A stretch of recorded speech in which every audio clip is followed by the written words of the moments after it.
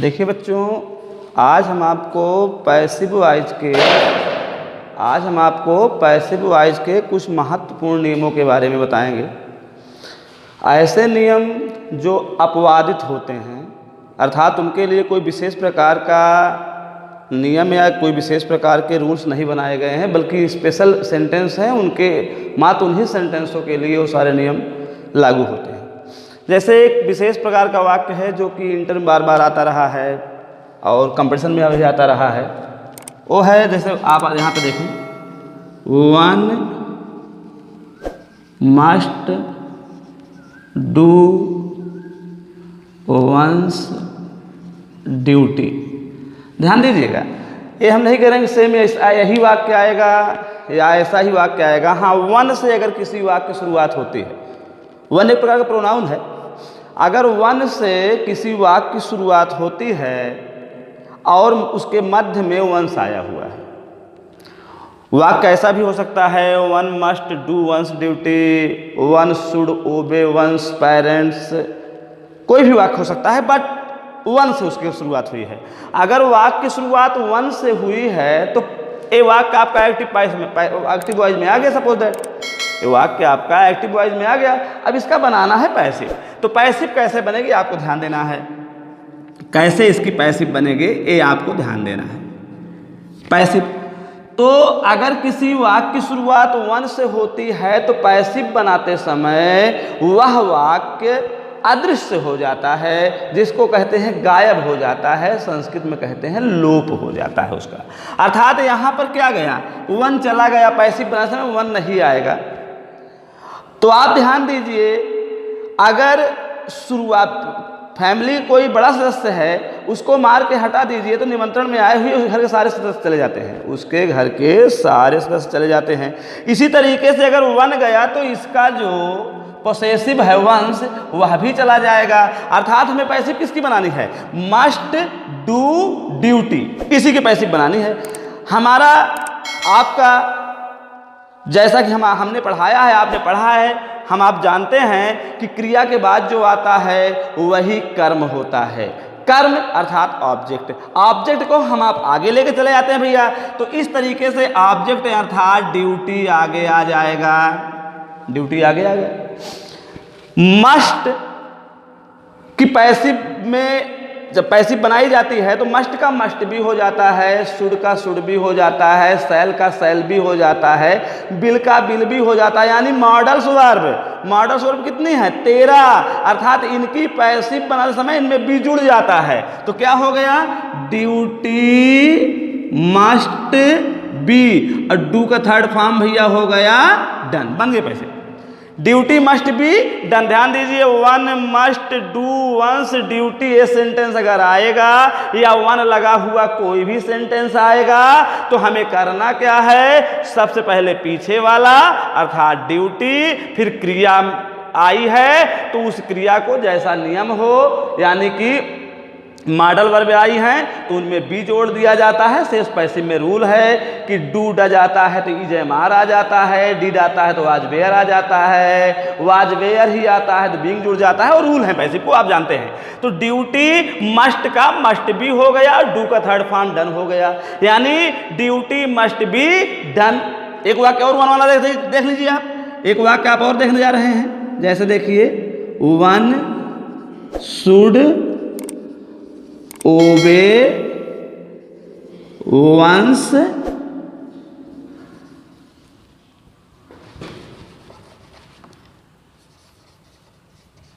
Teachers. कोई भी व्यक्ति हो उसे अपने गुरु की आज्ञा का पालन करना चाहिए।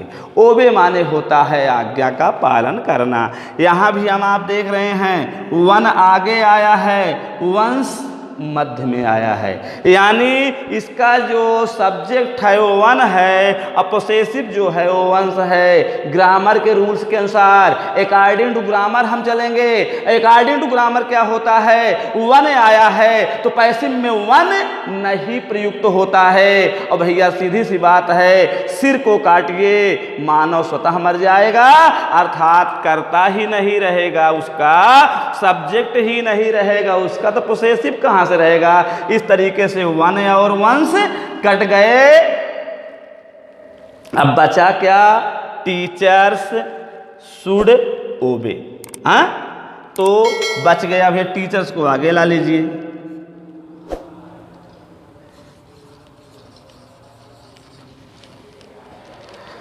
टीचर्स शुड बी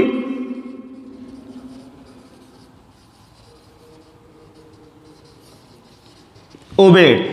अध्यापकों की आज्ञा का पालन किया जाना चाहिए। अर्थात कोई भी व्यक्ति हो, उन्हें चाहिए, कोई भी छात्र हो, उन्हें चाहिए कि वो अपने अध्यापकों की आज्ञा का पालन करें। कहने के तात्पर्य हमारा क्या है, वाक्य का अर्थ कुछ भी है, उससे हमें कोई मतलब नहीं है। मतलब इससे है कि अगर वन आता है और वंस आता है तो पैसिव में अदृश्य हो जाता है, बचे हुए शब्दों से ही पैसिव बना दी जाती है। यानी यहाँ टीचर्स आगे आ गया, शुड का शुड भी पैसिव में होता है, ओबे का थर्ड फॉर्म ओबेड होता है। ऐसा ही एक वाक्य आपके यहाँ चलता है, वो क्या चलता है, ये वाक्य चलता है, it is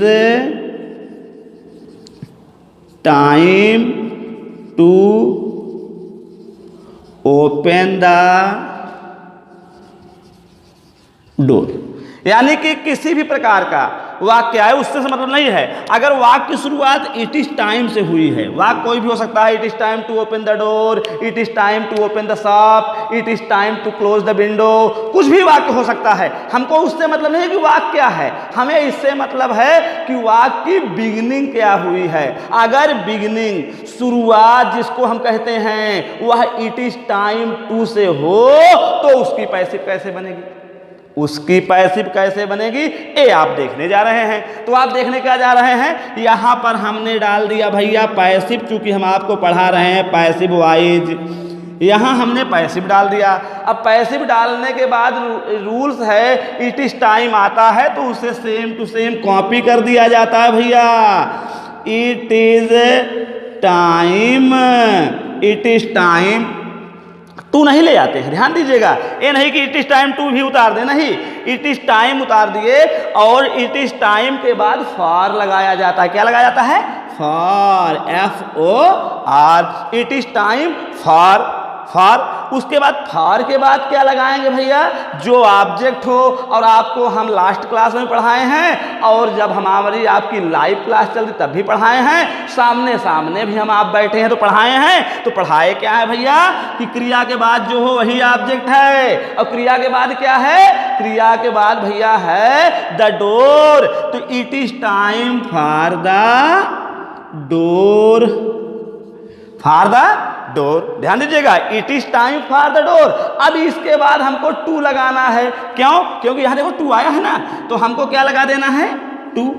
it is time for the door. और ग्रामर का रूल है, टू की पैसिव किससे बनती है, हाँ हाँ बताइए किससे, जानते हैं आप, टू की पैसिव टू बी से बनती है। तो it is time for the door to be opened. Open का थर्ड फॉर्म क्या होता है, ओपेन्ड होता है। यानी हमारे द्वारा जो बताया गया आपको कि यदि वाक्य की शुरुआत हुई है इट इज टाइम टू से, तो इट इज टाइम तक उतार लेंगे, उसके बाद फॉर लगा देंगे, फिर क्रिया के बाद जो आया है उसको लगा देंगे, फिर जो टू हमारा बचा है इसको ले जाके लगाएंगे, इसमें बी जोड़ देंगे, और उसके बाद जो क्रिया बची है उसका थर्ड फॉर्म यानी ओपन का थर्ड फॉर्म ओपेंड क्या हो जाएगा, ओपेंड हो जाएगा। फिर हम आगे देखते हैं, एक वाक्य और हम आपको इट वाला बता देते हैं। एक वाक्य बताते हैं आपको, it is time to close the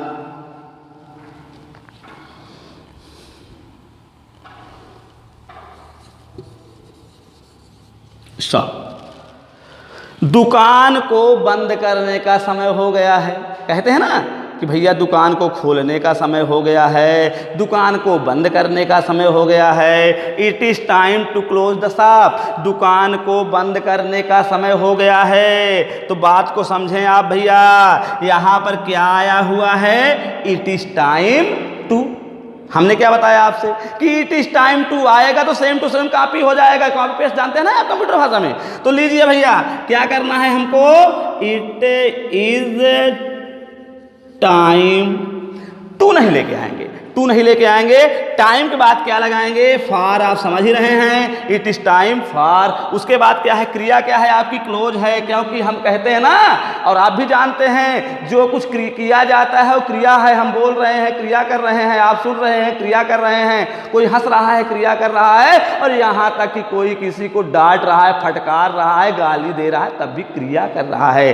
क्रिया यानी मानव द्वारा, किसी जीव द्वारा या किसी भी प्रकार से किया जाने वाला कार्य क्रिया होता है। तो इट इज टाइम फॉर, क्या हो गया भैया, for the shop. It is time for the shop, to को लगाया, फिर क्या किया, बी जोड़ दिया, फिर उसमें क्या कर दिया भैया, closed. It is time for the shop to be closed. हुआ ना, समझ गए, समझ लीजिए आप। इट इज टाइम आया था, इट इज टाइम उतार दिया, फार यहां हमको नए तरीके से लाके लगाना है, फार जोड़ दिया, क्रिया के बाद क्या था, द शॉप उतार दिया, टू को टू बी से बढ़ा दिया, क्लोज का थर्ड फॉर्म क्या कर दिया, क्लोज्ड। समझ गए, कोई दिक्कत? देखिए जहां दिक्कत हो कमेंट बॉक्स में जाकर के आप अपनी बातों को रख सकते हैं। चैनल आप अगर सब्सक्राइब कर लेंगे तो जितने वीडियो हमारे यहाँ बनाए जा रहे हैं तुरंत आपके यहाँ पहुँच जाएंगे, तुरंत आपके पास पहुँच जाएंगे, आप उससे पढ़ेंगे। और जहाँ दिक्कत होती है कमेंट बॉक्स में जाकर के उस समस्या के बारे में आप रखिए, और कोई नया चैप्टर आप पढ़ना चाहते हैं तो उसके बारे में बताइए कि आपको कौन सा चैप्टर पढ़ाया जाए जो कि आपको ज़्यादा प्रॉब्लम कर रहा है, तो उस पर भी विचार किया जाएगा। आगे ध्यान दीजिए, it is time for the shop to be closed. यहाँ तक कन्फर्म है? चलिए आगे देखते हैं, हम आगे देखते हैं। हमने डाला ना सब इंपॉर्टेंट रूल्स फॉर पैसिव, यहां पर कुछ महत्वपूर्ण नियम पैसिव के, इसको आप समझने का प्रयास करें, इसको आप समझने का प्रयास करें।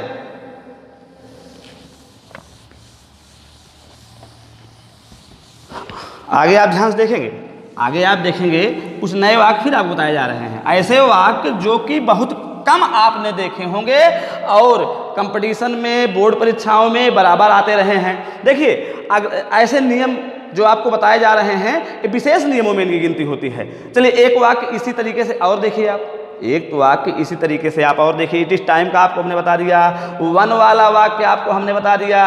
अब थोड़ा हम देखते हैं सम, अगर किसी वाक्य में सम लगा है, someone called me, someone called me, किसी ने मुझे बुलाया। हिंदी इसकी यही बनेगी, समवन माने किसी ने, कॉल्ड माने बुलाया, मी माने मुझे, पास्ट इंडेफिनिट का वाक्य है भैया ये, समवन कॉल्ड मी। ध्यान दीजिए, यदि वाक्य की शुरुआत सम से होती है तो पैसिव में इसकी वापसी नहीं होगी। ध्यान दीजिएगा, समवन, समबडी, ऐसा कोई शब्द आता है तो उसको हम पैसिव में लेके वापस नहीं आएंगे। तो सीधी सी बात है भैया, समवन कट गया, बचा क्या, कॉल्ड मी। क्या बचा, कॉल्ड मी। चलिए मी को आगे लेके आएंगे तो आप भी जानते हैं मी जब पैसिव में आगे आएगा, यानी मी जब कर्ता बनेगा तो इसका रूप बदल जाएगा, ये आई हो जाएगा, आई हो जाएगा। हुआ ना। कॉल्ड क्या है, वर्ब की सेकेंड फॉर्म। संपूर्ण टेंस की हिस्ट्री में सिंगल टेंस है पास्ट इंडेफिनिट, जहां वर्ब की सेकेंड फॉर्म आती है। तो ग्रामर का रूल है भैया कि अगर पास्ट इंडेफिनिट का वाक्य हो, पास्ट इंडेफिनिट टेंस है, थोड़ा सा मिस्टेक हुआ, हाँ पास्ट इंडेफिनिट टेंस है जहां वर्ब की सेकेंड फॉर्म आती है, तो ग्रामर का रूल है जहां पास्ट इंडेफिनिट आया हो उसकी पैसिव बनाते समय वाज वेयर लगा दिया जाएगा। तो ध्यान दीजिए भैया, वर्ब की सेकेंड फॉर्म यानी पास्ट इंडेफिनिट आई साथ क्या आएगा, आई वाज, आई वाज हो गया। और कॉल्ड का थर्ड फॉर्म, क्योंकि पैसिव में थर्ड फॉर्म लगाया जाता है तो कॉल्ड का थर्ड फॉर्म कॉल्ड ही होता है, तो आई वाज कॉल्ड। ऐसा मत करिए कि I was called by someone, वाक्य गलत हो जाएगा आपका, क्योंकि हमने कहा है कि समवन यानी सम लगा हुआ कोई भी सब्जेक्ट आता है तो पैसिव बनाते समय वह गायब हो जाता है, अदृश्य हो जाता है, उसका लोप हो जाता है, या कह सकते हैं कि वह प्रयुक्त नहीं होता है। ठीक, एक वाक्य और सम का देख लीजिए, एक वाक्य और देखिए आप भाई, सम बड़ी किक्ड मी, किसी ने मुझे लात मार दी। ध्यान दीजिएगा भैया, लात किसने मारी मैं देखा नहीं, किंतु किसी ने तो मारा, चूंकि हमारे शरीर में लगा।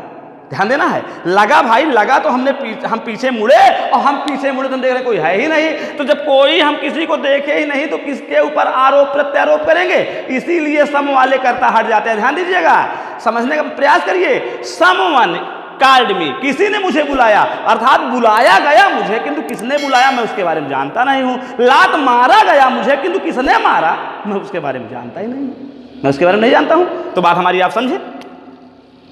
समबड़ी कट गया, बचा क्या, किक्ड मी, मी को आगे लेके आइए, मी आगे आया, आई।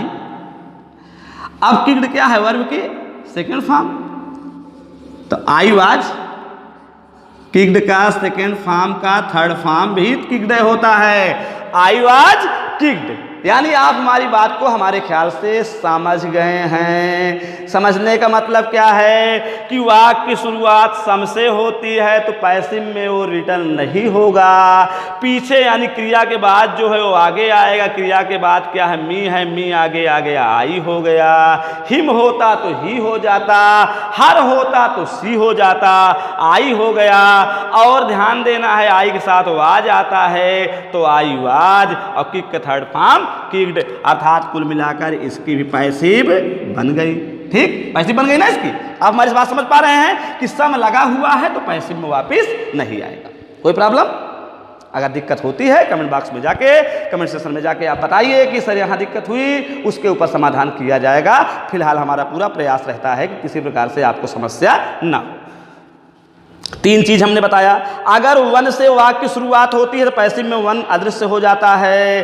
अगर वाक्य में इट इज टाइम टू आता है तो इट इज टाइम फार से पैसिव बनती है, और अगर वाक्य की शुरुआत में सम लगा है तो पैसिव में वो वापिस नहीं आता है। चलिए अब हम एक और आपको तरीका बताते हैं, एक और नियम बताते हैं। ध्यान दीजिएगा, बड़े विशेष नियम हैं, इनको आप कॉपी में उतारते चलें, लिखते चलें। कभी भी कोई वाक्य अगर ऐसा आता है तो उसे आप आसानी के साथ सॉल्व कर सकते हैं। जहां दिक्कत आती है हमारे पास आप फोन से भी बात कर सकते हैं। नंबर हमारा है 9935661230 9935661230। आगे आप ध्यान दीजिए, अगर एक वाक्य आपके सामने मान लो सम के बजाय नो आ गया, no one has seen the wind, किसी ने हवा को नहीं देखा है। ध्यान देना है भैया, किसी ने हवा को नहीं देखा है। वाक्य की शुरुआत किससे हो रही है, नो वन से। तो चाहे वाक्य की शुरुआत नो वन से हो भैया, चाहे नन से हो, चाहे नो बड़ी से हो। ध्यान देंगे, नो वन हो, नन हो, नो बडी हो। ध्यान दीजिए, हम तीनों बता दे रहे हैं। या नो लगा हुआ कोई भी करता हो, क्योंकि बहुत डीप है इंग्लिश ग्रामर बहुत डीप है।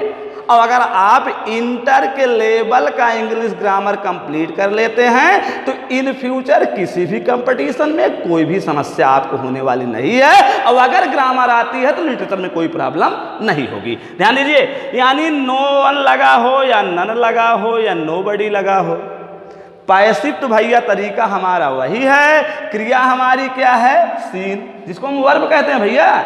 सीन के बाद क्या आया है, द विंड। अगर इससे वाक्य की शुरुआत हुई है नो वन से, नन से या नो बडी से, तो भैया ऑब्जेक्ट आगे लेके आएंगे, यानी द विंड।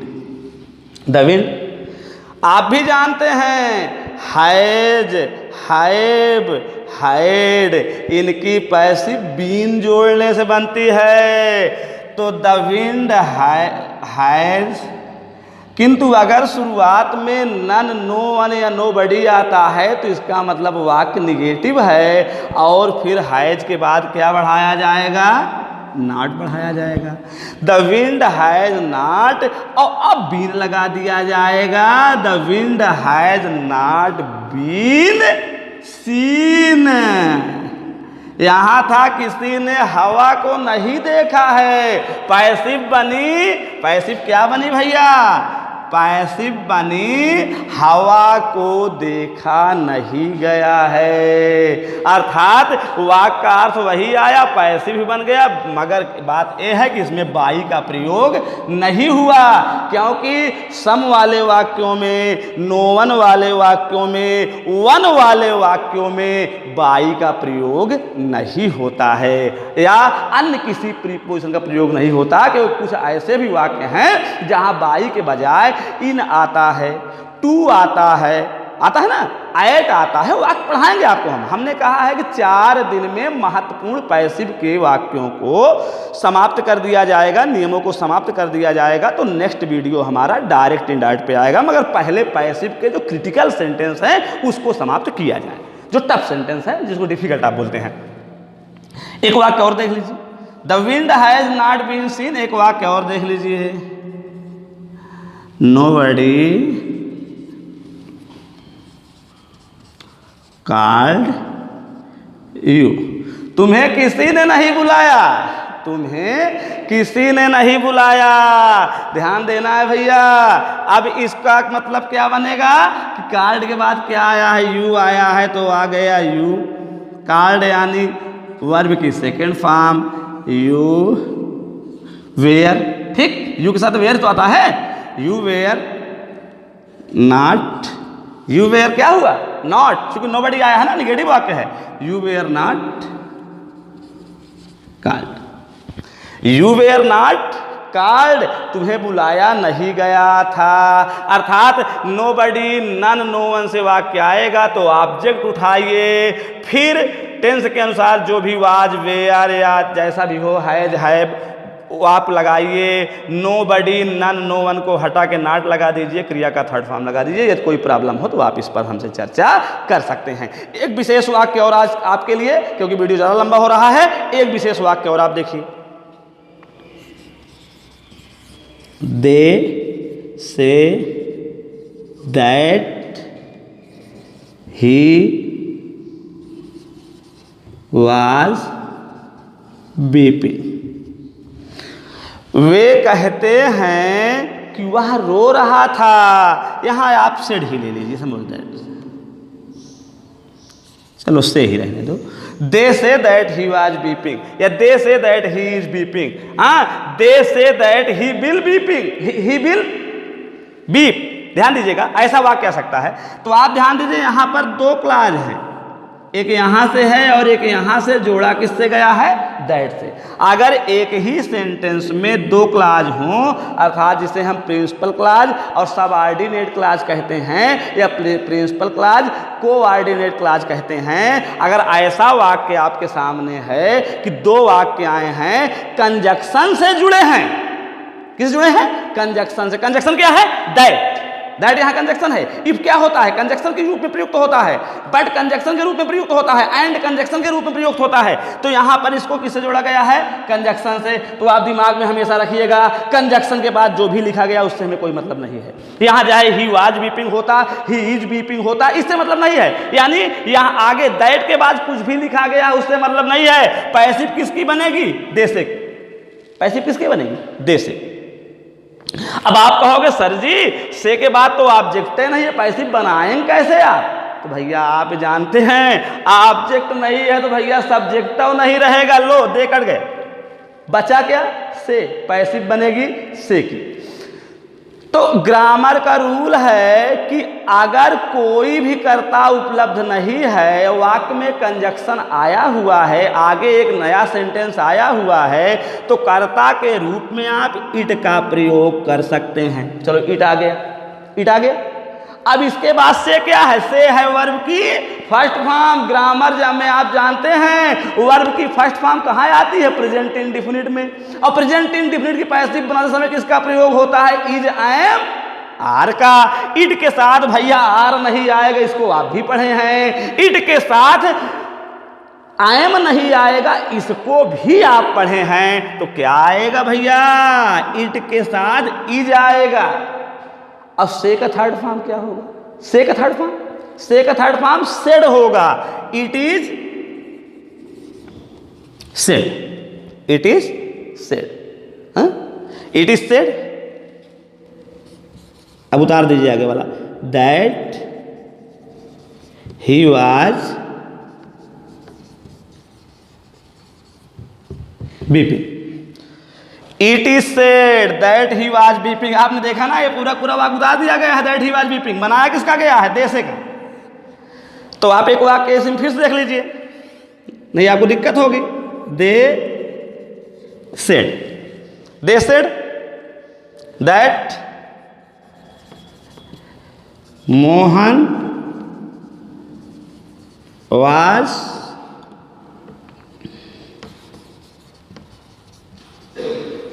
Drinking milk. बात समझिए, they said that Mohan was drinking milk, ये लास्ट सेंटेंस है, आप इसको समझने का प्रयास करिए, ध्यान समझिए इसको। तो दे सेड के बाद क्या आया है? दैट आया है। यानी हमने आपसे बताया कि प्रिंसिपल क्लॉज का ही पैसिव बनता है, सबऑर्डिनेट क्लॉज या कोऑर्डिनेट क्लॉज का पैसिव नहीं बनता है। आप इसको समझने का प्रयास करिए। तो इस आधार पर यानी हम यहाँ आगे वाले की पैसिव बनाएंगे, पीछे वाले से मतलब नहीं है। यानी कोई कंजक्शन लगा है, दैट लगा है, इफ लगाया है, ऐसा कोई कंजक्शन लगा है तो आगे वाले वाक्य की पैसिव नहीं बनेगी। चलो दे सेड की बनेगी। सेड के बाद कुछ आया नहीं, इस आधार पर दे भी कट जाएगा, बचा क्या? सेड बचा सेड। और ग्रामर का रूल है, जहां करता ही नहीं है, कर्म ही नहीं है, वहां करता है आप किसे बना सकते हैं? आप ध्यान से देखिए, पैसिव में करता वहां किसे बना सकते हैं?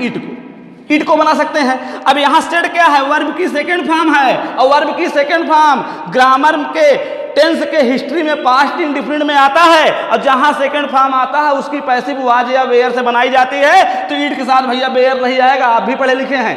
क्या आएगा? इट के साथ वाज आएगा। तो क्या आएगा? इट वाज सेड का थर्ड फॉर्म सेड होता है। It was said that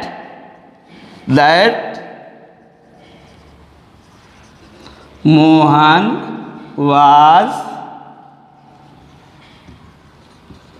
drinking milk. बात समझे आप?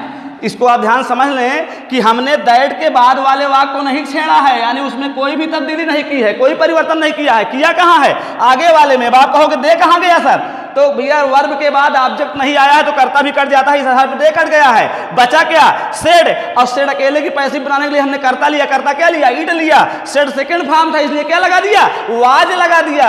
और उसके बाद सेड का थर्ड फॉर्म क्या होता है? सेड होता है। और आगे जो था उसको उतार दिया। यानी यहीं पर आज का हमारा वीडियो समाप्त होता है। अगर आपको कोई भी दिक्कत हुई हो इन वाक्यों की पैसिव बनाने में तो आप कमेंट सेशन में जाएं, वहां बताएं कि किस सेंटेंस में आपको प्रॉब्लम हो रही है। अगले वीडियो में उस पर और प्रयास किया जाएगा। तब तक के लिए, आने वाले नए वीडियो के लिए आप इंतजार करें और इसको ध्यान से देखें, सब्सक्राइब करें, जहां दिक्कत हो उसके बारे में बताएं। धन्यवाद।